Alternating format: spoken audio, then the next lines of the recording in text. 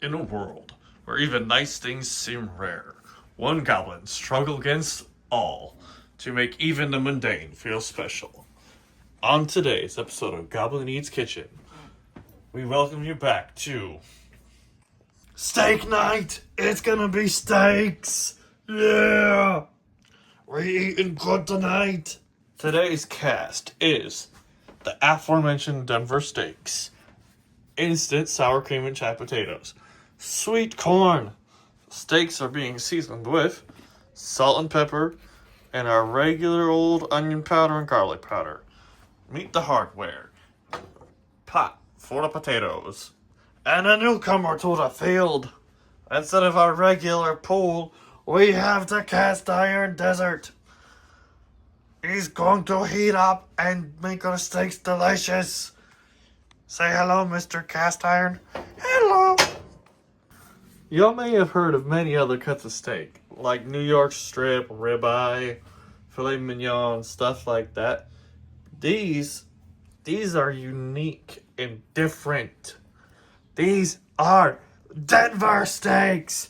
They're super delicious. Look at all that delicious fat and marbling. Yes, it's called marbling because it looks like a countertop with marbling. I don't know. That's what they call it. Und now we season pepper,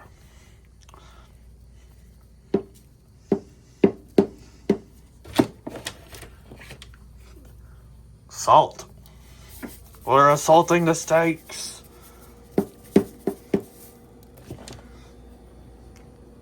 Garlic powder.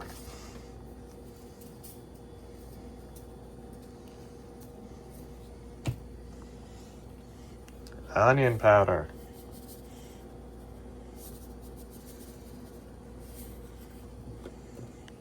And now, just gently push or rub it into the meat.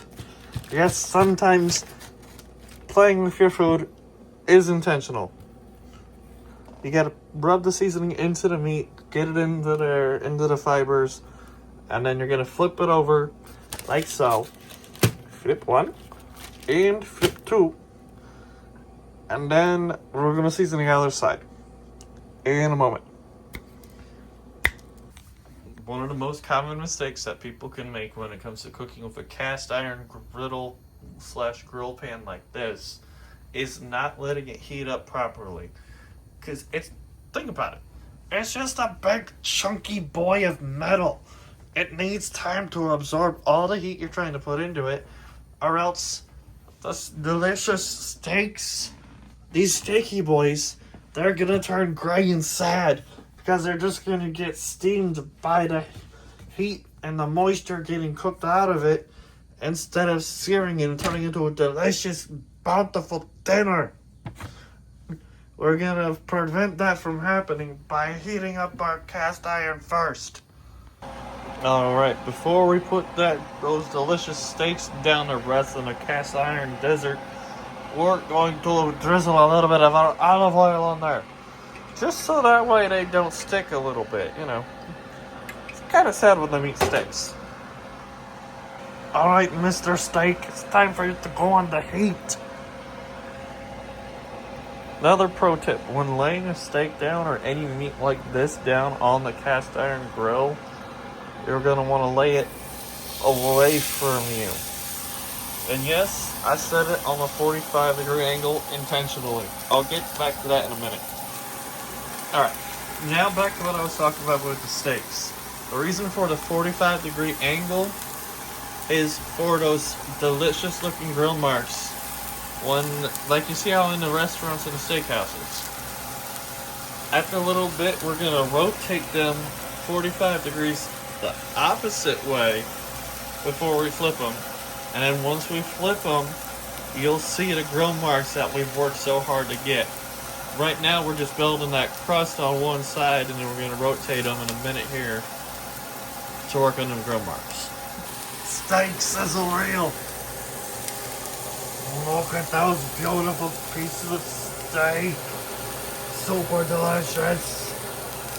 Our temperature goal here for these is going to be a nice medium rare. We're not looking to overkill a cow, overcook it. It already died once for us to enjoy these steaks. We don't need to kill it again by cooking it to death to like, well done. We don't want to eat shoe leather here. That's not what we're about at Goblin Eats Kitchen. Alright, our timing when it comes to the steaks, even for as cut of a steak as thin as this, for a medium rare, we're aiming for roughly about maybe 2.5 to 3 minutes, maybe 4 minutes per side. And that's including the rotation from one 45 to the other 45 to get those grill marks. It's not an exact science, although most of the time, if you cook steak enough, you'll develop a feeling for it. Alright, you guys ready for the reveal of those grill marks that we're working on? Count it down with me. 3, 2, 1. Now for the other one. 3, 2, 1, flip. Look at that. So beautiful. I can just eat it right now, but I'm not going to. Because it's a little undercooked for my liking. But don't they look so delicious, everybody? Remember, guys, you gotta like, comment, and subscribe. Let me know how we're doing. And if you want to chat in the comments, we can do that too. Perfectly fine. Remember, I have a Discord too. I'll put a link to that down in the description as well, or in a pinned comment. You guys may notice one of those missing. Yeah, I finished my bottle. The other one's for my wife. So we're having a little bit more fun than usual here. Oh well, you know, we're adults here. Mostly. Alright, your first instincts may be to cut into these right after they're off the grill. Resist that urge. Trust me, they'll taste a lot better after they rest for a little bit. That'll let the juices redistribute, and it'll go back into the meat instead of spilling all over the place once you cut it. Let them rest. They've earned it. Hello, freezer contents. We're here for the corn. And that's it. We're gonna be corny. Then again, on this channel, we're always corny. But this time, it's intentional. It's tuber time. Instead of being a tumor, it's a tuber. Get it? Tubers. Different name for potatoes. Botanical humor. Alright. You guys may be wondering why milk and water for the potatoes. But it's going to make it a lot creamier than doing it with just water. Trust me on this one. You're just going to have to trust me. I'll show you in a little while. Like I said, it's tuber time. And now, we mix the potatoes in. Look at the potatoes. Oh, wait. This can happen. There's a way to fix it. To the fridge! Hello, fridge. We need a little bit more cow milk.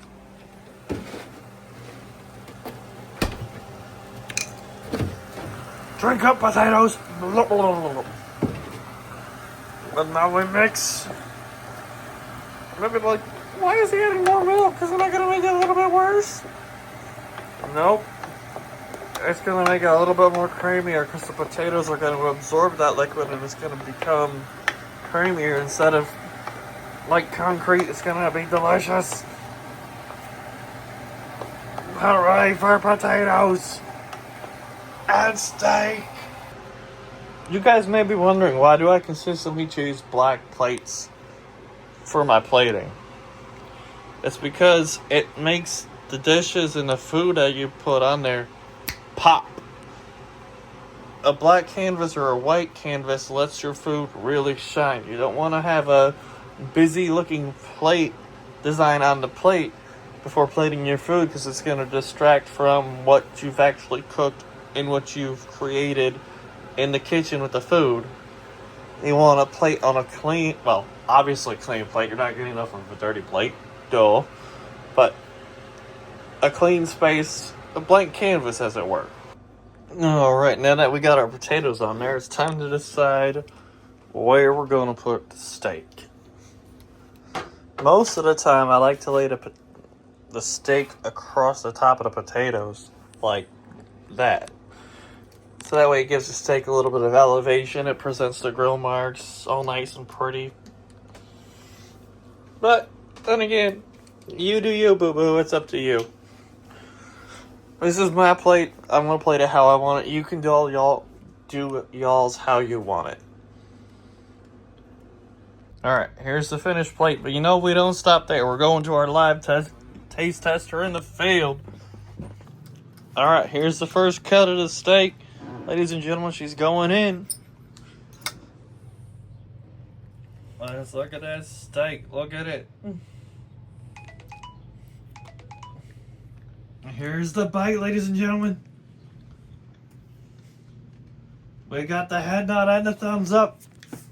And on a side note, personal note between my wife and I, happy early 6-month anniversary, honey bear. That was the reason why we did steak and potatoes tonight, because it's our 6-month wedding anniversary. A little bit early, but who knows what the future holds, maybe. But that's it for tonight, ladies and gentlemen. We're going to see you all on the next episode of Goblin Eats Kitchen. Later, Tater.